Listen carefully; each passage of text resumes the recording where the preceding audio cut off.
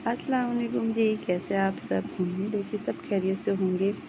और सबसे पहले आप लोग चाँद देख लें और आप सबको ईद का चाँद बहुत बहुत मुबारक। खैर मुझे तो याद ही नहीं था कि आज चाँद रात है। मैं आराम से अफ्तार वगैरह करके लेटी हुई थी, तो मेरा बेटा आया, चलो मम्मा मम्मा चाँद देखने। मतलब बाहर सब बच्चे शोर कर रहे थे, तो उसे कुछ लगा कि हाँ देखना है, तो वो मुझे आया बुला के, बोल रहा है मम्मा चाँद देखने चलो, चाँद देखने चलो। तो मैंने कहा कि हाँ यार, आज तो चाँद रात है। फिर उसके बाद मैं गई बाहर चाँद देखने। तो जब तक मैं गई थी, बहुत वैसे तो चाँद का ईद का चाँद बहुत ही पतला सा दिखता है, लेकिन जब मैं गई तो बहुत हल्का-फुल्का सा दिख रहा था। तो चाँद वग़ैरह देखने के बाद फिर हम सब निकल गए थोड़ा मार्केट के लिए।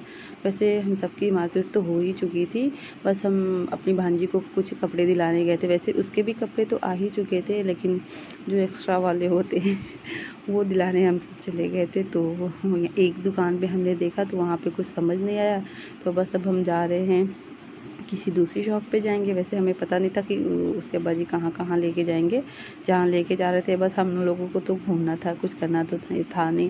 तो बस इनके साथ बैठ गए गाड़ी में और आराम से हम घूम रहे थे। एक लोग को कपड़ा दिलाना था, हम 4-5 जन गए थे एक साथ घूमने। तो खैर कोई नहीं, चांद रात था, कोई काम नहीं था हम लोगों को, तो हम लोग निकल गए घूमने। और आज मैं बिल्कुल फ्री होके घूम रही हूँ। मैं अपने बेटे को घर छोड़ के आई थी, छोड़ के नहीं आई थी, मतलब जब मैं तैयार हो ही रही थी, तो वो अपनी दादी के घर भाग गया और वो भी अकेले चला गया था। तो मुझे समझ नहीं आ रहा था, उसको मैं नकाब लगा के खड़ी थी, बुलाऊँ या ना बुलाऊँ।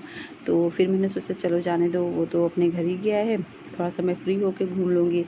तो बस इसी चक्कर में मैंने फ़ोन लगा के बोल दिया कि हाँ मैं जा रही हूँ, तो थोड़ा आराम से भेजेंगे।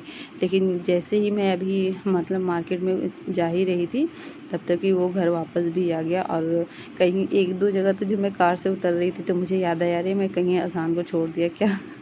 तो ऐसा फ़ील हो रहा था। कभी मैं उसको छोड़ के कहीं जाती नहीं ना, इसलिए।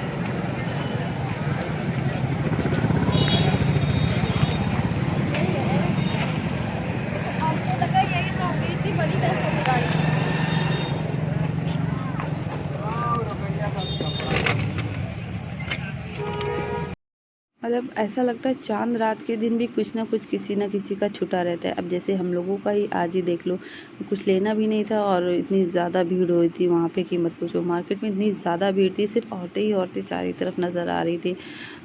औरतें होती ही ऐसी, कुछ ना कुछ उनका छूट ही जाता है लेना। तो जो भी छूटा वूटा रहता है, वो चाँद रात को पूरा कंप्लीट होता है लोगों का। मार्केट में इतनी ज़्यादा भीड़ थी और उतनी ज़्यादा गर्मी भी थी। मतलब एक में एक लोग धक्का मार के कपड़े देख रहे थे, सामान देख रहे थे। तो फाइनली हम लोगों का तो सब कुछ हो गया था। फिर हम लोग घर वापस आ गए, और घर जब तक हम लोग वापस आए, तो इधर जो सेवई वगैरह थी वो आधी तैयार हो गई थी। मतलब आधी क्या, लगभग तैयार ही हो गई थी, सब कुछ हो गया था।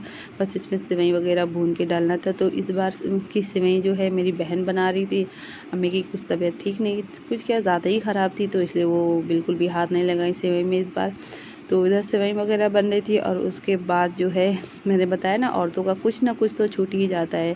तो जैसे कि ये भी बाकी था, तो अभी हमें लग रहा है कि ये रात भर ही काम चलता रहेगा। तो ये कपड़े सिलाई वगैरह हुआ था, और उसके बाद इधर अज़ान देखिए एकदम परेशान कर रखा है, बाहर आ गया खेल रहा है। और फिर जो कपड़े वगैरह थे वो सिल लिया था हमने, और अभी घर की धुलाई बाकी थी। तो ये सब तो चाँद रात को ही किया जाता है, तो बस धुलाई वगैरह हम रात में किए हैं, सुबह बिल्कुल साफ़ साफ़ रहेगा। उसको करने के बाद जी, ये जो दही बड़े का प्रोसेस था, मैंने कहा कि बड़े को मतलब फ्राई करके पहले ही रख दो तो सही रहता है। तो मैंने बड़े भी फ्राई कर लिए, और फिर सबसे इम्पॉर्टेंट चीज़ तो मेहंदी होती है ईद में। तो ये सारे काम करने के बाद जो है, हम लोगों ने मेहंदी लगवाई। करीब 4 बज गए थे सुबह के मेहंदी जब मैं लगा रही थी अपने आप को। और मैं ये खुद से ही मेहंदी लगाई थी, बिल्कुल टाइम नहीं मिला किसी और से लगवाने का, तो एक हाथ पे मैंने अपने से मेहंदी लगा लिया था। और अब मैं करती हूँ व्लॉग को यहीं एंड। वीडियो अच्छी लगे तो लाइक शेयर और सब्सक्राइब करना बिल्कुल भी ना भूलें। अल्लाह हाफ़िज़।